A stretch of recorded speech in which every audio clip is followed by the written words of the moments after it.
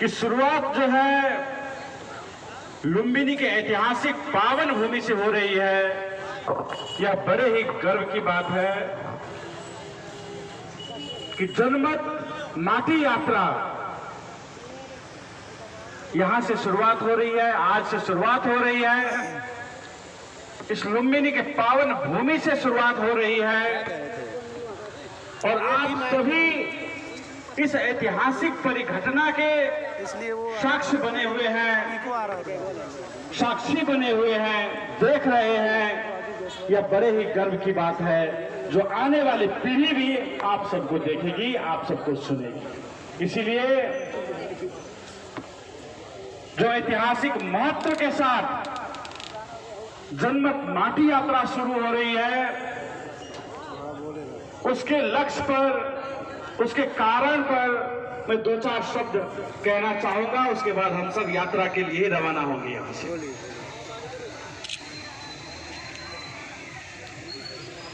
हमारी जो सभ्यता रही है, पूरे मेची से महाकाली तक की जो सभ्यता है, हमारी जनता है, हमारे लोग हैं, हमारे प्रियजन हैं, हमारे स्वजन हैं, वो हम सब अविच्छिन्न रूप में यहां से रहते आए हैं।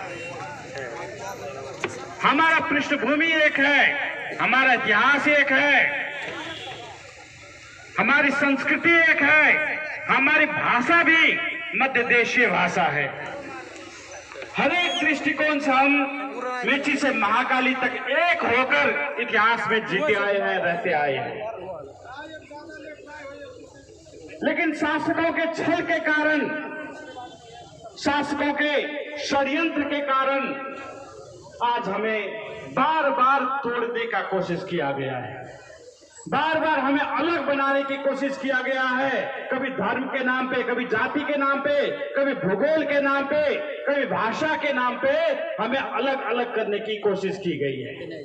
तो ये मधेश माटी यात्रा जो है उसी के खिलाफ में है कि मेची से महाकाली तक हमारी सभ्यता एक है, हमारे पूर्वज एक है, हमारी संस्कृति एक है, उसे अभी भी हम एकताबद्ध बनाकर ही रखना चाहते हैं। ये संदेश देने के लिए मधेश माटी यात्रा शुरू होने जा रही है। आज आप किसी भी संस्कृति को ले लीजिए, समा चकेवा पर्व होता है, वो झापा जिला में होता है, लेकिन वो कैलाली कंचनपुर जिला में भी होता है। जितिया पर्व ले लीजिए, वो आपको मोरंग जिला में भी होता है, वो यहाँ बारापरसा में भी होता है, वो कपिल वस्तु में भी होता है। माघे संक्रांति को ले लीजिए, यहाँ कैलाली कंचनपुर में भी होता है, झापा मोरंग में भी होता है।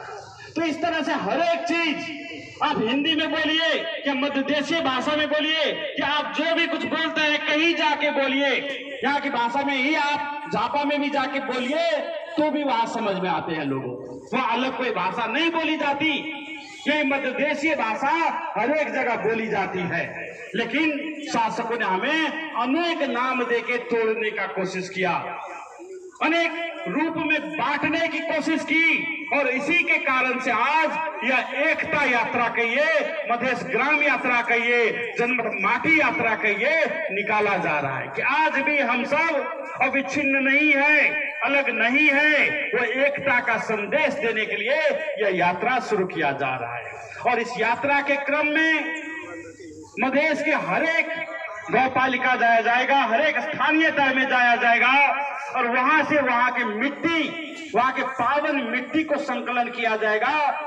और इस यात्रा के अंत के दौरान में उस सारे मिट्टी से एक मधेश एकता उद्यान पार्क बनाया जाएगा, जिसमें सारे के सारे गौपालिका के अपनी अपनी क्षेत्र वहां पर मौजूद रहेगी, जहां पर उसका माटी मिलाया जाएगा। वहां पर उस गौपालिका के सांस्कृतिक धरोहर के विषय में वहां पर लिखा जाएगा, दिखाया जाएगा, उस गौपालिका से जो भी शहीद हुए होंगे, उस जिला से जो भी शहीद हुए होंगे, उनके विषय में वहां पर दिखाया जाएगा, ताकि उस मधेश एकता उद्यान को और कोई भी आदमी परिक्रमा करते हैं उसे लगेगा कि पूरे मधेश में मेची से महाकाली तक हम यात्रा कर रहे हैं। वो दिखाने के लिए भी, वो एकता उद्यान बनाने के लिए भी यह यात्रा शुरू हो रही है। इसीलिए इस यात्रा के शुभारंभ के दौरान में मेरा एक अनुरोध है, सारे जनता से, सारी मधेसी जनता से अनुरोध है वो अपने अपने गौपालिका में जो भी टोली पहुंचती है यात्रा की, उसे सहयोग करें, यात्रा को सफल बनाएं, ताकि उसके गौपालिका का प्रतिनिधित्व भी उस मधेश एकता उद्यान में हो सके। उसके गौपालिका की संस्कृति भी, भाषा भी, वेशभूषा भी, या वहां के जो भी इतिहास है उसे भी उस मधेश एकता उद्यान में समेटा जा सके। उस अभियान के तहत ये लाया गया है। और मैं आज ज्यादा समय आप सबका नहीं लूंगा, क्योंकि यात्रा में निकलना है। तो राजनीतिक विषय में हमारे मित्र बता ही चुके हैं।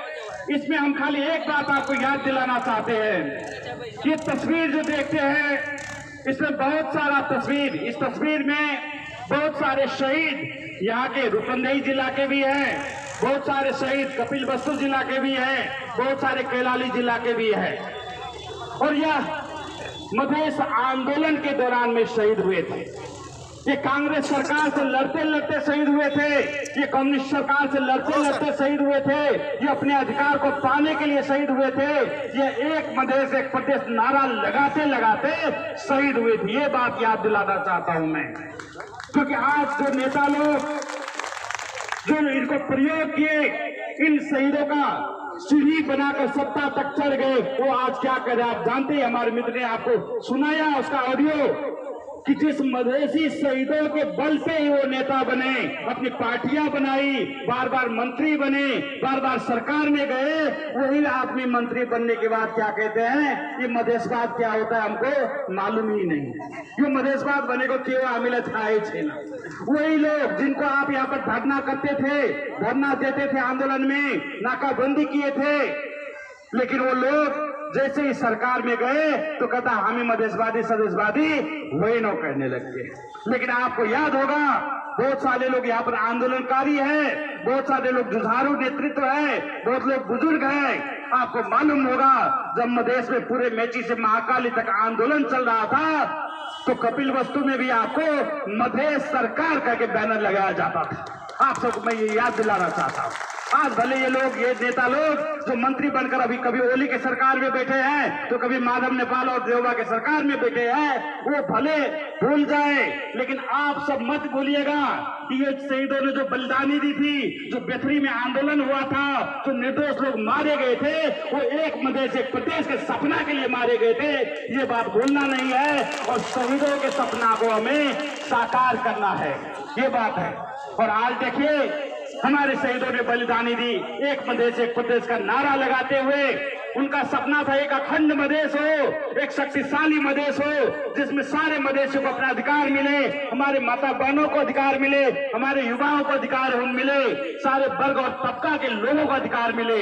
लेकिन आज शासकों ने क्या कर दिया, उस मधेश प्रदेश को 5 टुकड़ा में खंड खंड करके बांट दिया। और ऐसे करके बांटे हैं कि आज यही प्रदेश नंबर 5 लुम्बिनी प्रदेश में आप मधेसी अल्पमत में पड़ गए। आज यहाँ पर चाहकर भी आप आवाज नहीं उठा सकते थे, चाहकर भी आज इस प्रदेश सभा में जाएंगे वहां पर आवाज उठाने की अवस्था नहीं है।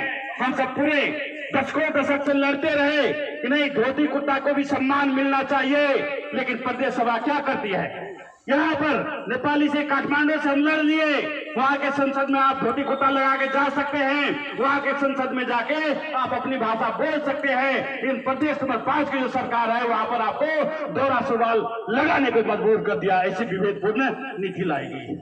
आज प्रदेश सभा में, ये लुम्बिनी के प्रदेश सभा में आपको नेपाली बोलने पर मजबूर किया जाता है, आप अपनी भाषा तक प्रयोग नहीं कर सकते। और ये इस कारण से हुआ क्योंकि आज हमें तोड़ तोड़ कर खंड खंड करके ये शासक लोग रख दिए। आज प्रदेश नंबर 5 में भी हम सबको अल्पमत बना दिए हैं। और ये तो अभी प्रदेश सरकार कमजोर है, अगर प्रदेश सरकार शक्तिशाली हो जाती है तो मधेश पर कितना दमन करेगी। तब ये मदेशियों पर कितना दमन करेगी, ये बात आप अनुमान लगा सकते हैं। क्योंकि अब तो यहाँ पर प्रदेश नंबर 5 में अगर अभी की अवस्था रह गई, अगर मदेश फिर से एक नहीं हुआ तो ये सरकार तो हम मदेशियों पे दमन करके हमारा अस्तित्व भी मिटाने के लिए लग जाएगी। ये बात सुनिश्चित है। इसीलिए मेची से महाकाली तक समस्त मदेशियों को मैं आग्रह करना चाहता हूं, फिर से हमें जागने की जरूरत है, फिर से एक होने की जरूरत है और अपने अस्तित्व को रक्षा करने की जरूरत है, अपने बाल बच्चों का भविष्य रक्षा करने की जरूरत है। और उसी अभियान के लिए यह एकता यात्रा प्रारंभ हो गया है, मदेश मिट्टी यात्रा प्रारंभ हो गया है, जनमत मिट्टी यात्रा प्रारंभ हो गया। इसमें साथ दीजिए और अपना हक अधिकार जो है पूरे मेची से महाकाली तक के सारे लोग, सारी जनता एक होकर लड़ेंगे तो जरूर अपना अधिकार हासिल करेंगे।